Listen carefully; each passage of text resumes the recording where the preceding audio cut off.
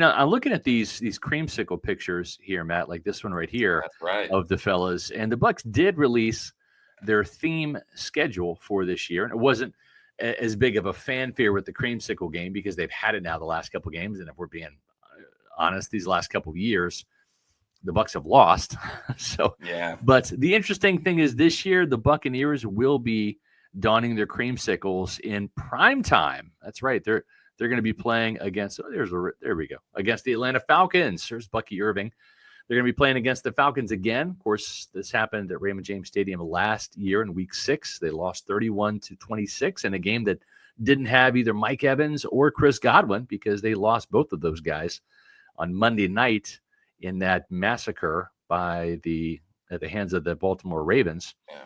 And but the interesting thing about this, well, it's going to be a primetime game. The last time, and I went back and did some research on this, the last time the Buccaneers wore their creamsicle uniforms as their classic uniform, their original uniform was 1996, of course, because in 97 that ushered in the red and pewter with the new logo and everything like that. So 1996 was the last year that they wore that.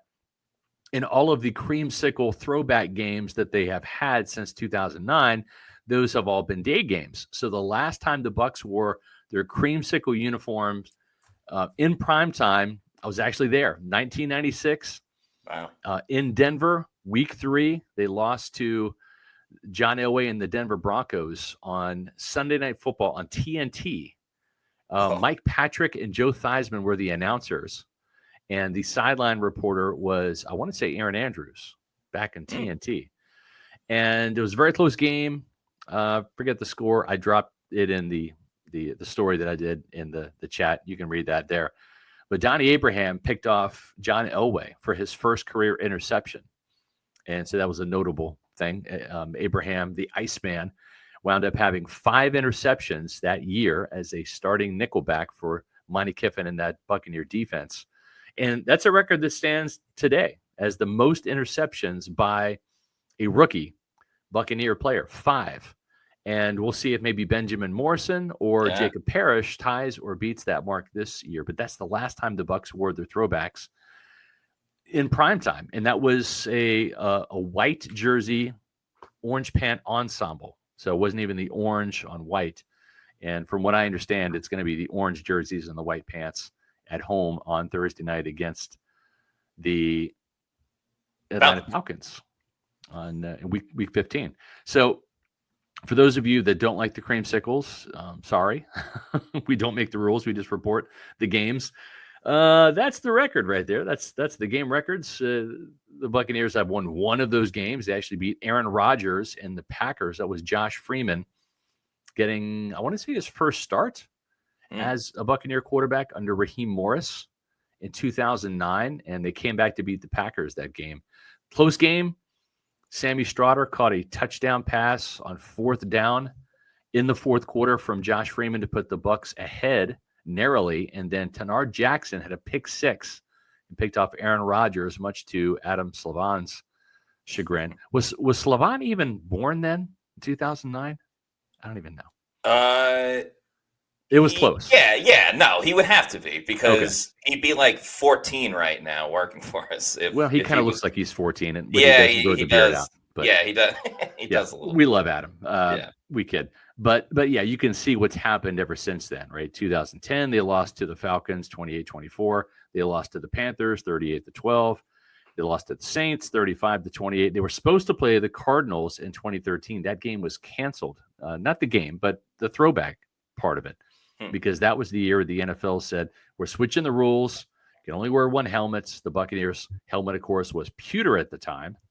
And so they couldn't just slap on a Bucco Bruce sticker on the pewter helmet. That wouldn't look right. So then the last time they played that throwback game was 2012, all the way till 2023 when the Lions beat the Bucs in the throwback game. A lot of fanfare around that one.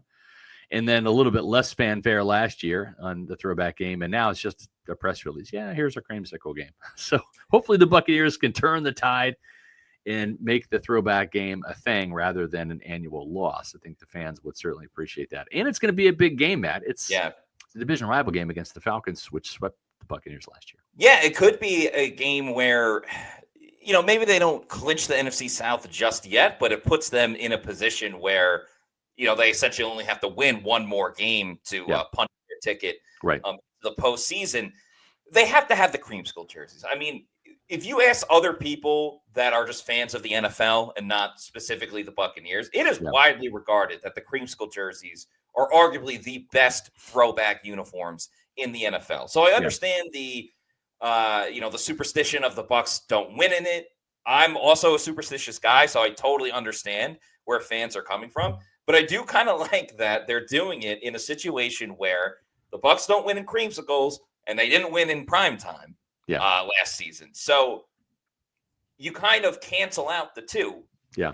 You're exercising both demons by having them collide into each other, and therefore the Bucs can get the win on that Thursday night game. As Jeff the Champ says, they are the best uniforms. What I hope for as well, I mean, first of all, why don't you put it against the Saints and get a winnable game? I know you and I have talked about it. Like, there are no easy games in the NFL, but the most winnable game on their schedule is probably the New Orleans Saints. They didn't do that. But also what I hope for is, there's rumors and discussion about the Bucs also wearing a creamsicle on the road.